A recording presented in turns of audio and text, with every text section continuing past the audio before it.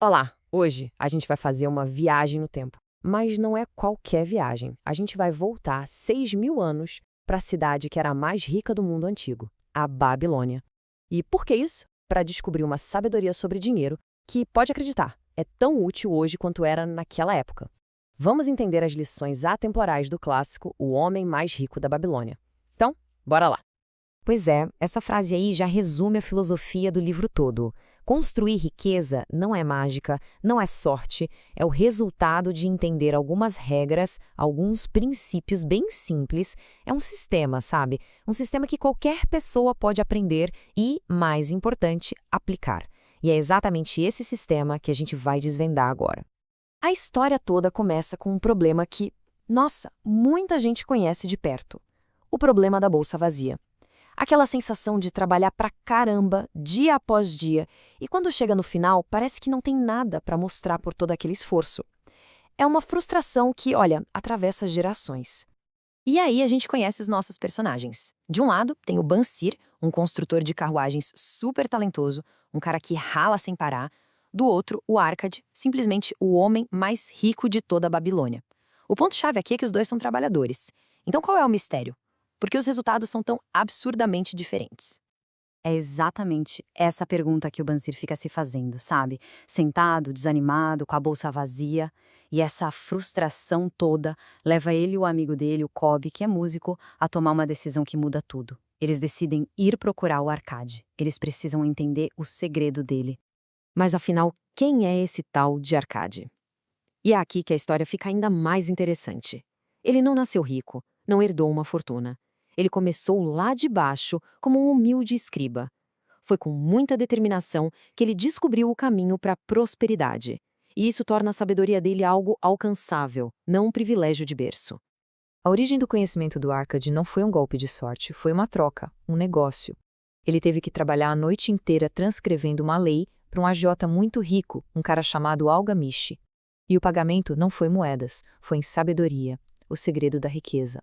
Ele foi ativamente atrás do conhecimento que mudaria a vida dele. E aqui está a grande virada de chave. O primeiro e mais poderoso segredo que o Arcade aprendeu.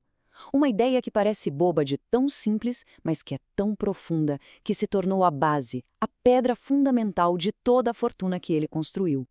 Anos mais tarde, o Arcade não guardou esse conhecimento só para ele. Ele ensinou o que aprendeu para todos os cidadãos da Babilônia. E para ficar mais fácil de entender, ele organizou tudo em curas para a bolsa vazia. A gente vai focar nas 3 principais, que são o alicerce de todo o resto. E aqui estão elas, 3 passos bem simples e diretos. Primeiro, pague-se primeiro. Segundo, controle os seus gastos. E terceiro, faça o seu ouro se multiplicar. Esse é o mapa. Vamos agora explorar cada um desses passos? O primeiro passo é visualmente bem simples, 1/10. A regra é clara, separar e guardar pelo menos 1/10 de toda a renda. E o detalhe crucial, não é depois de pagar as contas, é a primeira coisa a se fazer. Então, o ponto central é este. Essa é a primeira ação, e ela é inegociável. Antes de pagar o padeiro, o sapateiro, o aluguel, a primeira pessoa a receber é você mesmo. Essa pequena fração de dinheiro é a semente de uma árvore da riqueza. Sem plantar essa semente, nada cresce. Bom, isso nos leva direto para a segunda cura. Porque a pergunta que surge é: como vou guardar 1/10 se mal sobra dinheiro? E o livro nos desafia com essa pergunta. Aquilo que a gente considera necessário, é necessário mesmo? E isso é brilhante, porque descreve um fenômeno super atual. Parece que nossos desejos se expandem até consumir toda a nossa renda, não é verdade? A segunda cura é sobre isso, criar um orçamento, saber diferenciar o que é desejo do que é necessidade e garantir que os gastos não passem dos 9/10 restantes. É essa disciplina que torna a primeira cura possível. Ok, e agora o terceiro passo, a terceira cura. Depois de começar a guardar e controlar os gastos, o que se faz com esse tesouro que está começando a crescer? A resposta? Colocá-lo para trabalhar. É aqui que a gente passa da simples economia para o investimento ativo. O livro usa uma metáfora poderosíssima aqui. Cada moeda guardada vira um trabalhador incansável. Os lucros que ela gera são como filhos, que também começam a trabalhar e a gerar mais lucros. É uma forma genial e fácil de entender o poder dos juros compostos, construindo um verdadeiro exército de escravos de ouro. Só que não adianta ter um exército se o general não souber o que está fazendo. É preciso liderar esse exército com sabedoria. Investir sem conhecimento é um caminho bem perigoso, e a própria história do Arcade nos mostra essa lição da forma mais dolorosa possível.